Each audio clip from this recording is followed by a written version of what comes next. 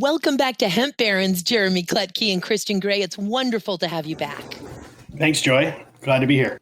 So great to have you. As a reminder, folks, and please do check out our last episode with Jeremy and Christian. It was a fantastic one where we really got into the vision and dream and promise of hemp from an environmental and even spiritual perspective. And that was episode 94 on Hemp Barons.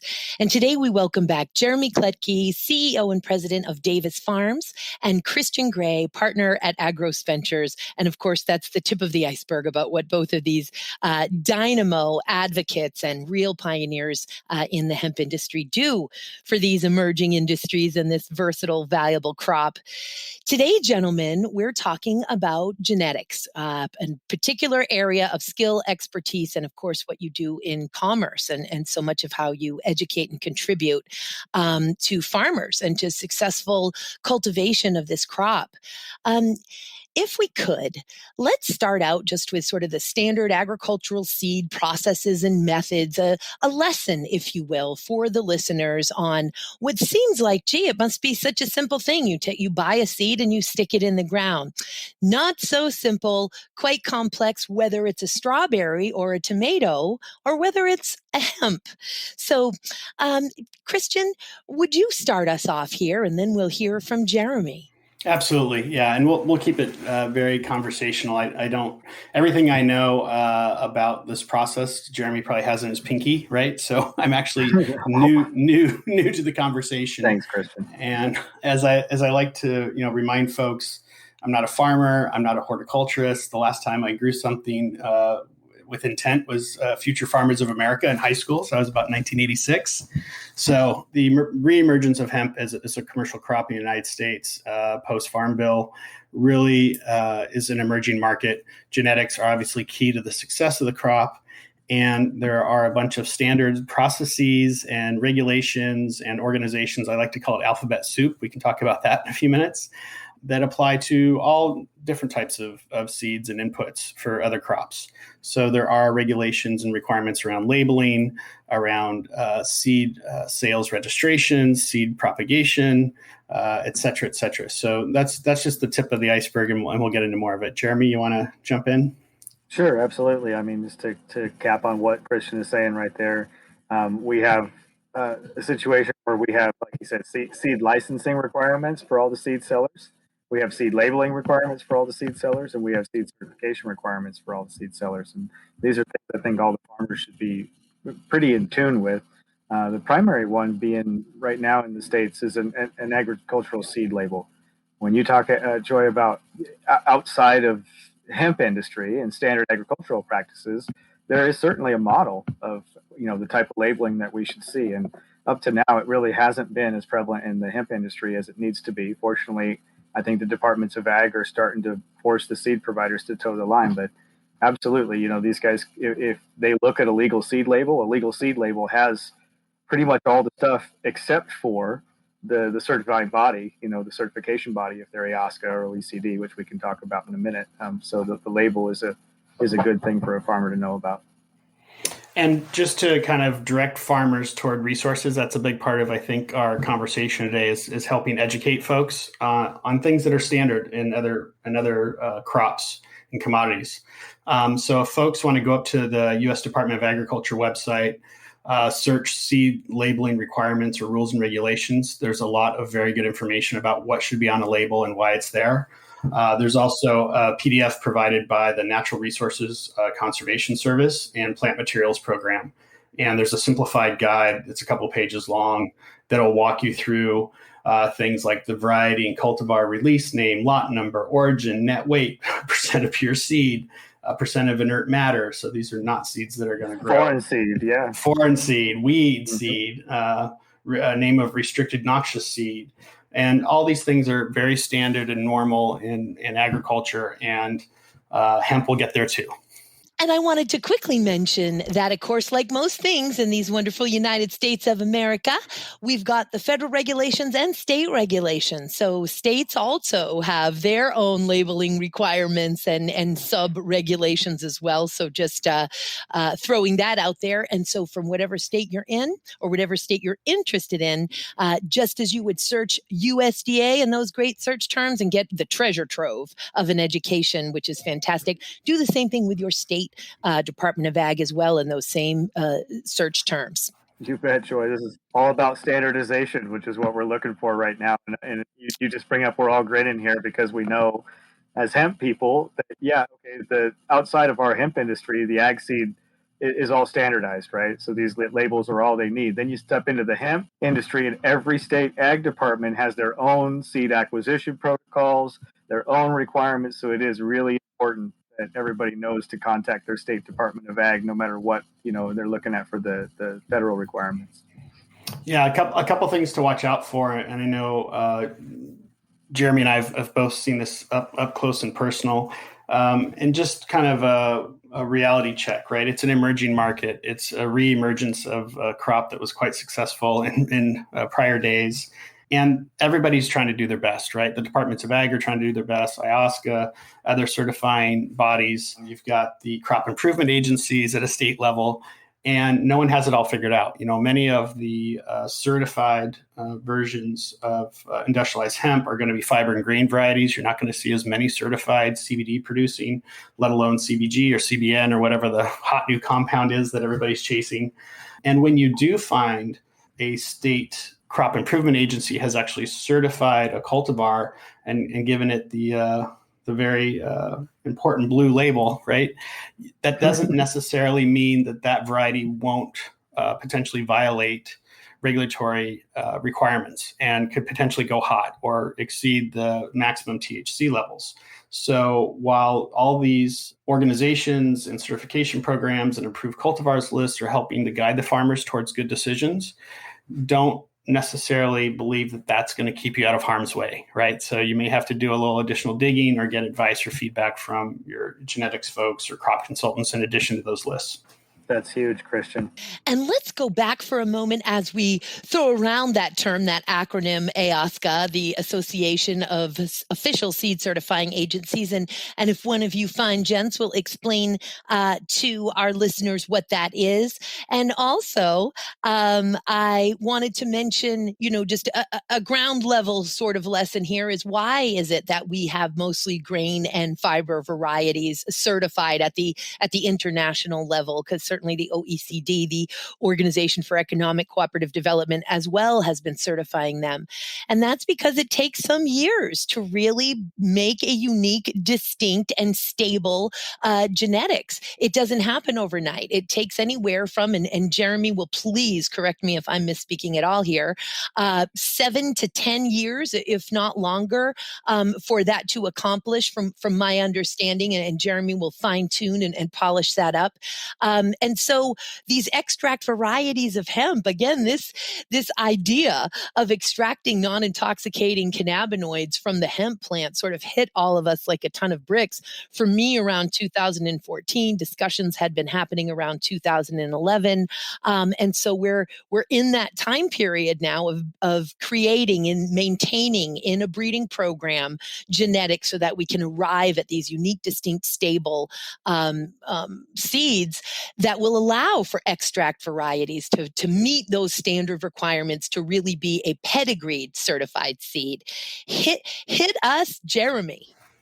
Okay, well, I guess again, capping on what Christian said a minute ago, I'll just say that I'm really happy that he brought up that standard seed labeling and oftentimes any kind of blue tag requirements, which would be AOSCA or OECD, they don't check all the boxes for what a farmer needs to look at for hemp seed. They're not going to address the feminization rates, which when we're talking about primarily feminized seed for resin producing or for extract producing plants, and they're certainly not going to address total THC.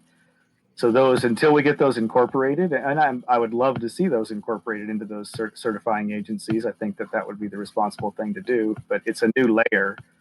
It's an absolutely new layer for these guys. So I don't expect them to figure it out in a split second and have it all dialed in. But you're absolutely right, Joy. The reason that we don't have a ton of certified varieties on the market internationally is because we didn't have the resin producing plants until recently. And we've had the benefit of these programs for certification for industrial varieties since the early 90s.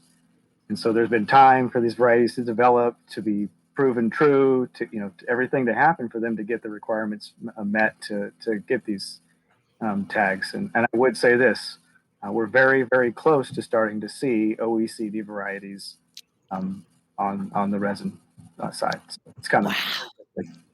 Exciting. Very, very exciting. How about some of those unique labeling requirements? Let's move on to that, if we could, gentlemen.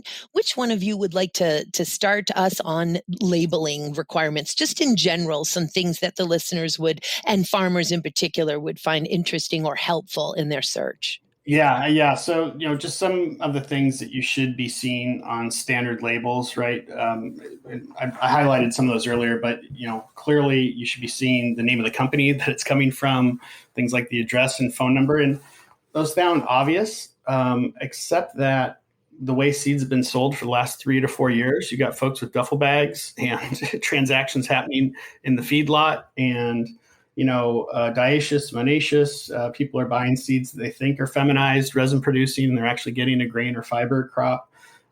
So just having very specific numbers that are measured by a third party, often a lab, where you send in a certain amount of seeds. This is all learning from me in the last few years to get germ rates, right, and see what the standard germination is, or to find out the purity of that lot of seeds.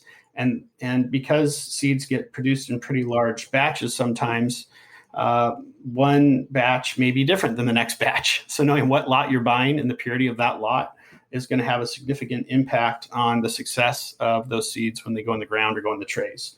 So purity, inert matter, we talked about germ rates. These are some of the things that are standard. The lot number, the date it was tested. And a lot of farmers aren't seeing those labels today, unfortunately, on a consistent basis. So the more we can inform folks about what they should be seeing or be asking for, the more compliance we can get and hopefully better outcomes. How could a farmer, and I also wanted to quickly mention for our non-farmers who are listening today, that when we say germ rates, that is a shorthand for germination, yes. Not an actual germ. Germination is what we're talking about with germ rates there. How can, and I think I'm unfortunately, in most cases, when it comes to extract varieties, know the answer to this question, but so that we can sort of educate folks here, how can a farmer check on the purity or source of their seed? They're given a document by a person. How could they possibly go over that person to confirm the document, the information on the document that they're being presented with? Is there sometimes something that they can do, always something that they can do? What would you advise? Well, I love that question, and Christian and I will have exactly the same answer for you. And this frustrates, I think, a lot of providers, and that's that the laboratory will be on the seed label. So you call the laboratory, it has a testing number on it. You call that testing number, and those things should all, match. So in our case, it's Oregon State University, AOSA lab, and all the purity and germination is done there. And I encourage, it's a point of pride for us. So I encourage any farmer that's working with us the first time, don't take my word for it. It's the same with the university trials that we're doing to back the analytics, look at the objective data. So please call, and the same goes for the COAs, which aren't on the darn seed label. And hopefully someday we get there with resin producing, with extract producing plants. But for now, definitely verify, validate, check it all out. It's all part of doing the due diligence. And, it's so important. The farmers are our heroes here. Without those seeds going into the ground and being successfully harvested and then transported to a processor, we don't have an hemp industry, not in extract, not in grain, not in fiber, those trillion-dollar industries that will, of course, have such an effect on planetary healing and on creating superior products in all of these industrial markets, whether paper, textile, textile, fuel, building materials, biocomposites. So they're really our heroes and our heroines here. And we often saw in the last few years these unsuccessful harvests, which could be traced right back to the magic beans that fraudulent or unscrupulous seed sellers were getting out there and telling these poor farmers, this is a 98% germination rate. These are 99% feminized seeds. You're going to get 17%, cannabidiol, CBD out of this crop.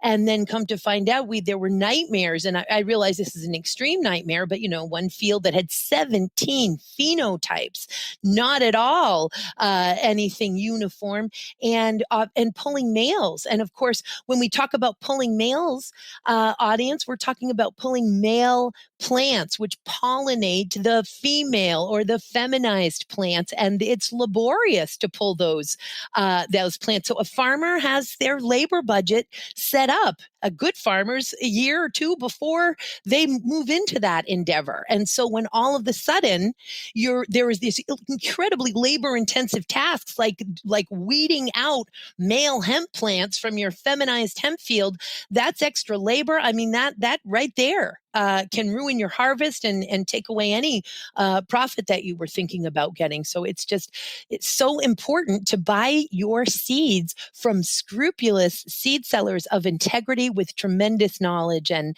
real skin in the game of these emerging hemp industries, like Jeremy and Christian, essentially. Tell us about what can be purchased, and then we'll get some more into lessons. But so we don't really miss the mark here, is where can we get this stuff? Please tell us, guys, a little bit about how folks can purchase seeds through you. So the reality is, every farmer or other seeking genetics for their projects, they due diligence is exactly right, and getting engaged. So having conversations with my team, having conversations with Jeremy's folks. One of the things I like to use is really breeders direct, getting to talk to the breeders, getting to talk to the propagators, because there's so many brokers and middlemen, and they serve a very specific purpose. And many of them are ethical and doing a good job to represent what they have. But if you don't talk to the source, you're going to miss something, or you're not going to get the full picture. And not every variety is meant for every microclimate. And not every variety is going to perform in every type of soil and every nutrient mix. So I think working with breeders like Jeremy and others who are focused on delivering high quality genetics to the market is a first step. Clearly doing due diligence, talking to other farmers, talking to some of the folks at the crop improvement agencies, getting engaged in your local Department of Ag, and finding out what they know and what they don't know, and when they learned it and how did they learn it. It's really a process. Yeah, and just what Captain on what Christian says, this is why we work together, is because he believes in this philosophy, as do I, that while the industry is developing and it's nascent and it's a little bit volatile, and we do have some of these bad actors, can you blame them? There's a lot of money in the space, right? But while we have that, I think it's really important for you to be able to contact the breeder or connect with the breeder. And so that's one of the practices that I think is, great about Christian. He's out there trying to connect farmers, but one of the things about him is that he won't let a farmer purchase seed without talking to the breeder of the seed wherever possible. So I stand behind that as well. And, I flog myself a little bit, and I get a little tired this time of year because I put myself out there, but I've said it on, I think I probably said it here, and I've said it, in a number of other places, that while the industry is building, while it's developing, this is what we need to do. The people who understand the plant and understand their plants in particular need to communicate with the farmer. I mean, eventually we get to filial 7 and 11, and we have plants that are, not speaking in the science term, but plants that are completely true to type, like a corn plant. But for right now, we're not there. And, unfortunately, there are just a lot of space. So talking to the breeder is a really good way to avoid that. And also, lastly, talking to your state Department of Ag and your resources in your community, because more and more, 4 years ago, they didn't have the answers, but now they're hearing it, and they're tired of failure. I mean, we have high rates of failure, I think 22% in Michigan last year. And so you talk to MDARD, these guys are, adamant about trying to connect their farmers with good breeders. So that's another good resource. They were quiet. They're government officials. They didn't want to get involved in sort of the liability of, pushing people into a a private business, but now more and more they recognize that it's critical for them to do so. So don't hesitate to call them. I think another piece is the engagement. So thanks to Morris and team, NoCo 7's around the corner. So you got to go talk to people. And if you're comfortable getting into the shows and talking to the folks at the booth, you're going to hear, a lot of sales and marketing, but then you got to do your due diligence on it, right? And I think the point about the various crop improvement agencies or associations, the various departments of ag, is they're all learning too. Sometimes it's really the farmer educating the department or the ag commissioner. And they can't be experts on everything. I mean, when you look at the amount of seeds and genetics that IOSCA and related associations are managing, whether it's sunflower seeds or peanut seeds or corn seeds, there's a lot there. And a lot of those varieties have been around for 100 years, right? And it's a very different conversation. Where we are with hemp today and where we're headed is towards standardization. It's coming. We know it's around the corner, but we're not there yet. And so we need to continue to do due diligence, continue to work together as an industry and support each other with this education. Another great resource, and this is probably an area of I imagine, both pride and significant differentiation for someone like Jeremy, and there's others out there for sure, that have taken the time and energy to engage and support field trials and variety trials at various universities. And I got to tell you, for the first time in my life, I spent an hour and a half or 2 hours reading a variety trial on a recent road trip. And it was one of the most densely packed technical documents I've read in quite a long time. And I got a serious education reading that document. And if I was whose variety trial was that? I think that was the University of Vermont Extension Program. Let me see. I think it's on my desktop. Our variety trial, we were in that. I'm bragging. Yeah, you were in there for sure.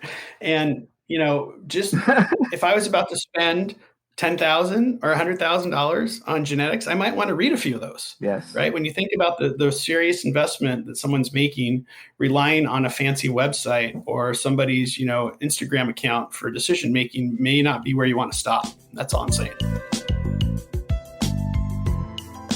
podCONX is proud to announce our latest free feature that connects cannabis guests with Cannabis Podcast. Being a guest on a podcast is a great way to build your brand, and now it's never been simpler to schedule an interview. Here's how easy it is to be a guest on one of our over 300 cannabis or hemp podcasts. Go to podconx.com, select a podcast, and hit apply. We'll take care of sending your request to the podcast, and we'll help book the interview. So what are you waiting for? Go to podconx.com, that's podconx.com, and start applying today. Indeed. And you know what? I realize there's an important piece here when we talk about all of the time that it takes, not just for variety trials, but again for breeding. And I know people and generations who have worked decades to create unique, distinct, and stable hemp varieties in the grain and fiber market. And of course, the situation that we're dealing with here in the United States is somewhat unique to the United States in that different European countries and Canada, of course, have been regulating the crop for 20 plus years longer than we have now, not for extract varieties. That we're sharing all of that sort of chaos and confusion globally.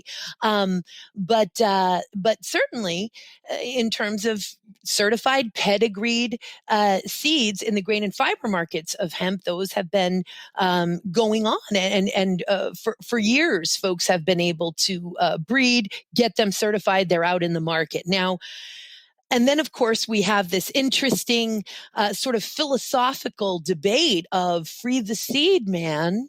Free seeds. Seeds belong to all of us. And quoting of the Bible and every other thing that you can imagine around this, seeds belong to all of us, and they should be free conversation. And we'll get to utopia in maybe hundreds of years from now, maybe 20 years. I don't know. Right now, however, that we have a system in place throughout the planet, and certainly here in the United States, and material transfer agreements and intellectual property rights absolutely play a part in this stream of commerce that is agricultural seed sold for agricultural purposes.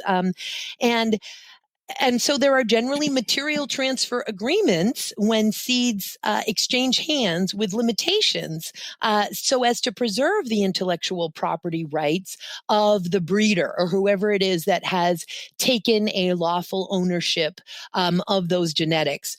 I'm interested to hear what you gentlemen would have to say about intellectual property rights and things to be aware of and respectful of in general. Excellent. I'm happy to take a shot, Jeremy. And then, my perspective on this is really that of a layperson, right? I haven't spent the sweat and tears and blood and the dirt under the nails and the hours in the greenhouses to breed these plants, but I know quite a few folks that have. And I think what you're bringing up is critical to understand the value of the time and energy invested in these breeding programs. Thousands of hours and literally millions of dollars being spent to get to these varieties that those breeders want to be rewarded for. There's been discussions and conversations around the Open Cannabis Project and some things that happened there that weren't too great for some folks that were trying to contribute to this body of work.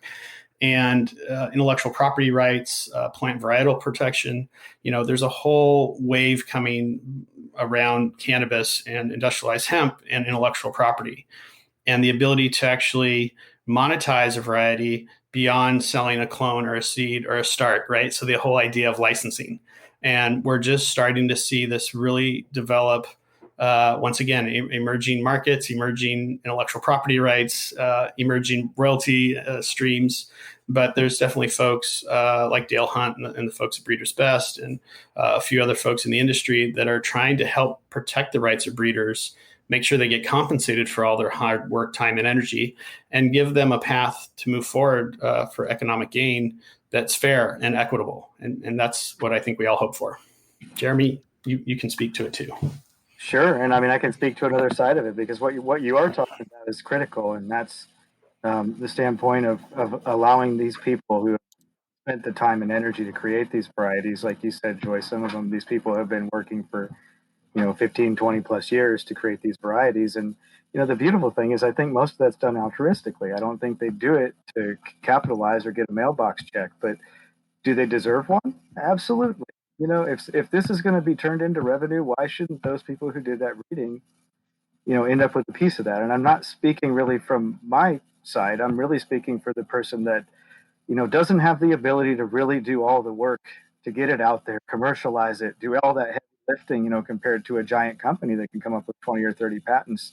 Because they can't do that work, do they not deserve a piece of something that they created? And especially with cannabis and hemp, this becomes personal because of the war of genocide that took place against this plant for so long. And these people, to me, in many cases, these are warriors. These are warriors and preservationists against genocide. So there's a passion there. But, let me step outside of that passion for a moment and talk about it from another side of, altruistically, like not doing it from a point of monetizing something. And so, yes, I have millions of dollars into creating these varieties that we've created and commercialized. That wasn't the reason that we did it, though, was so that we could see the millions of dollars come back, right? And so I want to be clear with you when I say the reason that we did it, the reason we went for IP protection, the reason that we put material transfers out. The reason that we do that is so that we can more freely open the plant to other people. And I want to explain that to you, that we have a scenario where your business is as large as it is and has as much profitability as it is. Inevitably, you're going to attract players that may not operate as fairly as others, let's just say. And so the best way for anybody at any level to protect the work that they have, because it gives you an equal playing field, is to create some IP protection. And so rather from a position of, hey, listen, we're putting material transfers out and we're putting patents that we can own this and monetize it, it's the opposite with me, Joy. And I would really like people to understand that the reason that we do this is so that we can freely open the germplasm for development. We're in a position right now where this plant needs to be discovered. Needs to be researched. We have so much discovery to make. For you and I, Joy, and I'm not excluding you, Christian, because your passion is equal to or greater than anyone in this space, but for you and I, Joy, who have been doing this for so long, this is an incredible moment in history, and we would really like to see it roll out appropriately. And in order to do that, we have to, in my humble opinion, create some sort of a pathway for IP protection in order to just be able to freely give that out. Otherwise, somebody, if it's open source, is going to grab a hold of it and capitalize and monetize on it. So really, for me, it is the best pathway. And it took me a long time to get comfortable with that, Joy, because coming from a place of equity, working with this plant teaches you that, you create balance by just freely giving, and then the universe provides freely back to you, right? So it takes a minute to actually decide that, wait, tell me I have to slow that down and work on some protection in order to be able to freely give that. But that's what I want people to understand, is I think most of the people in the hemp and cannabis space that are patenting or looking at IP protection, they're little guys in a big game, and they're just trying to be able to freely offer that, at least in our case, 100%. And if you look behind the curtain on us, you're going to see a massive amount of research programs going on around the world with shared data agreements just to move this all forward. I mean, and Christian knows that more than most people, but we're working, literally with some of the top research institutions around the planet to move this plant forward. Just got results back on 74 cannabinoids alone. Or of our varieties. This is how we learn. And guess what? We can't learn if we can't open up this germplasm freely. And we can't open it up freely because it's worth money unless we protect it, right? So it's just the reality of responsible stewardship, self-care. What would happen if we lost the ability for Jeremy and Christian to move forward with this work? Epic pioneer, warrior, hero, educators, liberators of the plant that you are, because you didn't protect, and then somebody else obviously is going to come in and grab those genetics. And one piece before we move on to I want to make sure we hit seed production and seed sales registration. But one more piece on this intellectual property rights, and it's one that we didn't really get to, just for the listeners who are sort of on the 101 lesson here, and that is your basic rule is you can't replant the seed, guys. You've got to go back for a number of reasons. If you're planting certified seed, you must go back to the actual certified seed each year. But also, you don't own those seeds to replant that were produced from your certified seeds that you purchased with a material transfer agreement. Could you elaborate on what I just said, gentlemen? So the material transfer agreement, or MTA, is standard language in almost every seed purchase agreement I've been involved in. It specifies what the buyer of those seeds can do with those seeds, and it also limits or restricts what they can do. I was reviewing several of them today, talking with somebody that had not yet crafted an MTA for their genetics. And they were interested to learn that they could actually have rights to go audit, a farm or a project in order to make sure that the seeds were being used properly.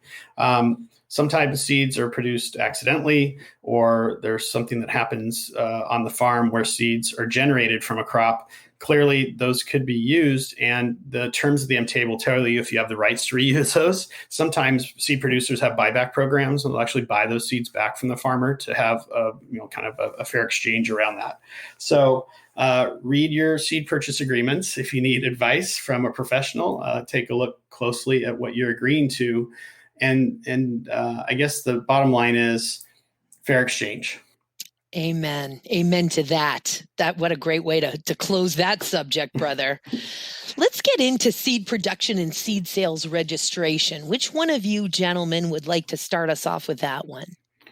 I'll let Jeremy go ahead and run with seed production. I'll just say with seed sales registration, it was a steep learning curve for myself and some of the folks that were involved in compliance with a number of the seed producers I worked with, where they needed to register to be a seed producer and what jurisdictions required it. And, every state's a little different. So what's happening in Arizona may not be the same thing that's happening in North Carolina. And once you have your seed sales registration, what does that give you the right to do? So once again, many compliance and regulatory requirements and frameworks are out there pre-existing. Many are being adopted and adapted to hemp.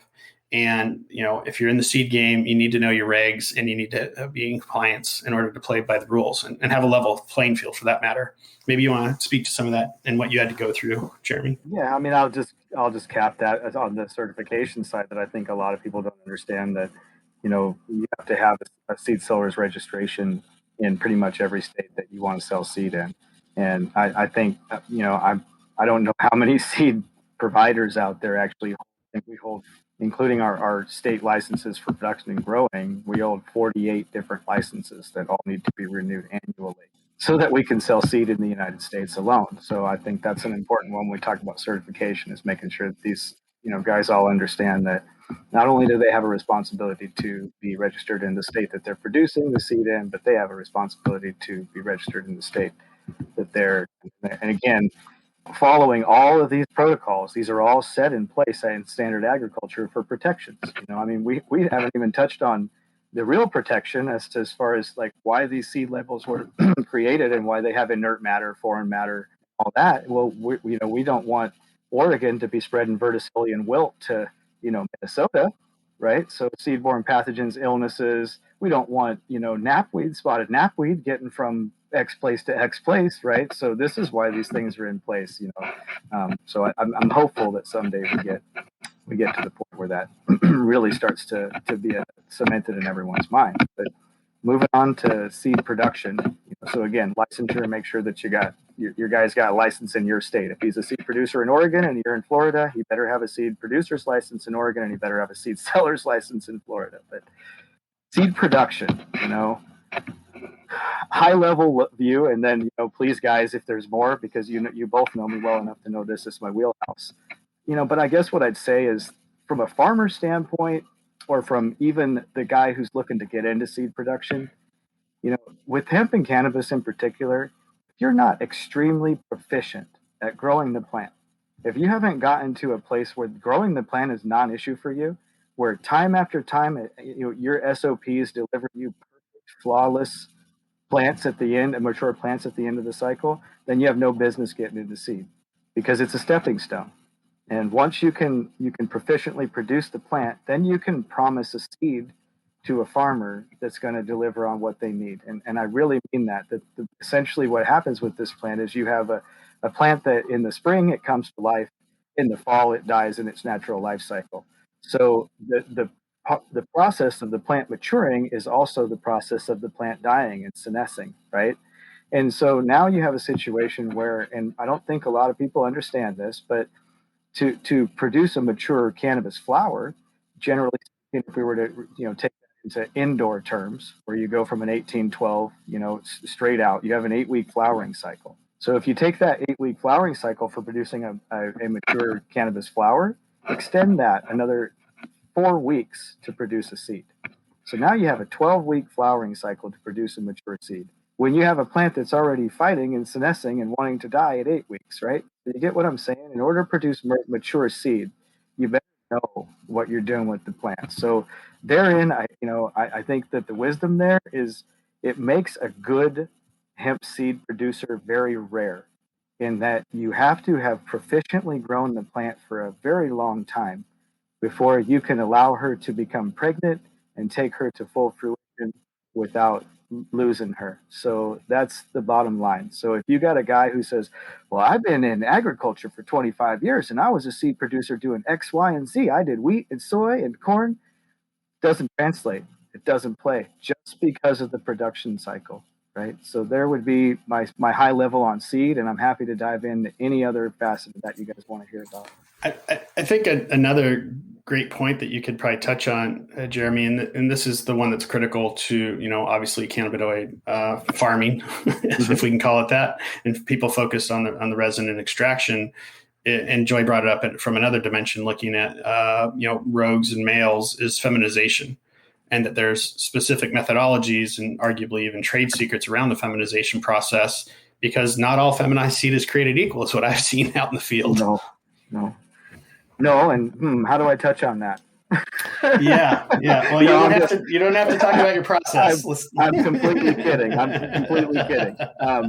No, and none of this is really that proprietary. I think the only reason that we would not want some people that have the technology is that they'll just abuse it, and they won't treat the plant correctly with it, and they'll not do it at a scale or with a level of proficiency that needs to be done with. So, but other than that, really, we apply a stressing agent to the plant to encourage it to create XX pollen, basically, is the result. And so it's important that people know that when you talk about these manipulations, I think a lot of people get the misconception that we're like manipulating the plant that has the seed to make the seed. No, the stressors never touch the plant that makes the seed. It's just we've manipulated the plant to make the pollen only become male pollen. And what I would say that's really important is we have a plant that has hermaphroditic potential.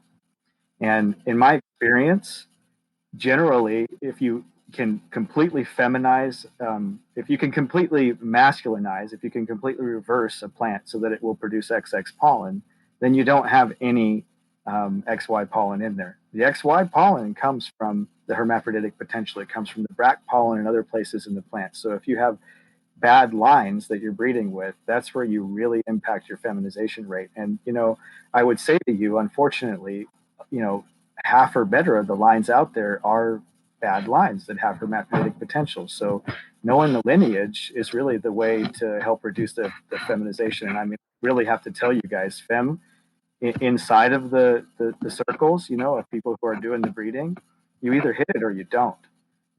The problem with fem comes from bad lines, hermaphroditic potential, and bad genetics to start with. So it's no stability work. And therein lies why it takes 7 to 10 or 14 years, like you say, Joy, to do this, is you're stabilizing the plant and you're, limiting the hermaphroditic potential over time. And I would go as far as to say, the plant learns from you and you learn from it. And so you have to take the time to train the plants, the lines, before you ever take the time to reverse them and create seed from them to reduce the hermaphroditic potential. If you do that, then the fem comes out great. You have 100% fem seed. It translates out to the field to these very high fem rates. I mean, our frequency is 1 in 5,000 on the high side, 1 in 9,000 on the low side. Wow. Yeah, we've had farmers come back and say, we found one true male in 11,700 plants. I think that's the lowest frequency that we've heard. Wow. Yeah, so if you hit it, you hit it. But it's the stability work. And anytime you're racing to commercialize something, you're cutting corners, you're going to expose yourselves to that. So again, from a farmer standpoint, do not touch seed from breeders that haven't been in the game for a while, that don't know their lines, right? 110%. It's really the biggest lesson of this show. And I couldn't have asked for two more integral educating warriors here to help teach it. Is know who you're buying your seeds from. Those seeds have to be right when they go into the ground. It is the only way to success, and we want our farmers to have successful experiences. Our farmers are the ones chopping the wood and carrying the water for the trillion-dollar industries that are emerging in this country and throughout the world. And it's everything. It starts with field selection and then the seed. And so folks, before I sort of say how we will be able to find out how to connect with you, I want to make sure, Jeremy and Christian, is there anything that I haven't asked, I'll start with Christian, but I want to ask each of you anything I haven't asked or something really important that you want to make sure you communicate to our listeners today before we part. I think it's just reinforcing people need to do their own homework and they need to dig a little deeper and making big decisions, take the time to talk to the folks, get to the breeder. It's not always easy. They're busy. they're running their daily operations and they can't always spend 2 hours on the phone with everyone that wants to know more about the seeds, but real breeders show up is what I would say. Real breeders show up. Amen. I'm put that on a t-shirt, people, a hemp t-shirt. That's a good one, Christian.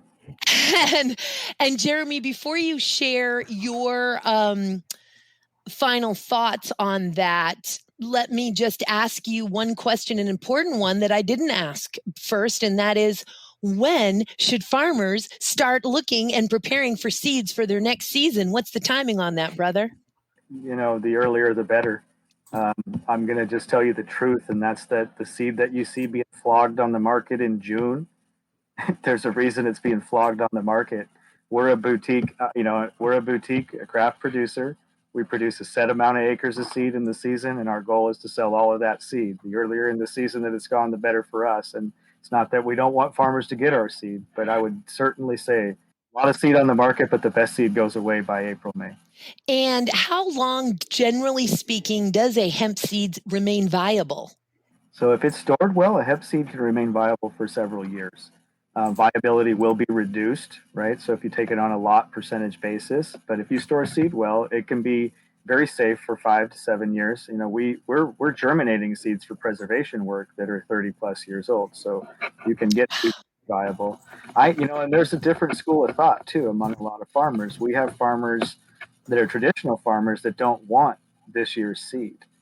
They actually want last year's seed. So, and then there's a whole set of farmers that see the opposite. So, I would just point that out that, smart farmers know that seed viability, depending on the quality of the seed, it just doesn't wane, doesn't dissipate. Fascinating, and storage being so important. And by the way, be checking on that as part of your due diligence. These are 5 years old, but they're great. They've been stored in a, no window, 500 degree during the hot summer day room for 5 years, but sure, they're still viable. And so, Jeremy, for your closing, brother, anything that I haven't asked or something important you want to make sure the listeners or the farmers know? No, not at all, Joy. You do an awesome job. Are you kidding me? You did a great job of covering all the bases. And I think you say it so well that, we're here to help farmers. They're the backbone. Agriculturists are the backbone of everything. And I think what really woke me up here, Joy, to what's going on in this particular, facet of agriculture is a situation where these farmers have sometimes for generations worked to gain the input capital to put into the field every year, pull a crop off, and at the end of the season, and get the cream off the top of that input capital, live off of it for the year, maybe buy a new truck, and then put that same input capital back into the ground next year. And now we have these farmers, these seed producers that are going after their input capital, and they're hurting farmers in a way that they can't plant next year. And a lot of them will lose the farm. So I think that's got me really fired up. And I think it's very important that we get past this moment in history and help farmers really move into a better paradigm of hemp farming. Well, we're getting past it with gentlemen and gals like you on the job. I can tell you that.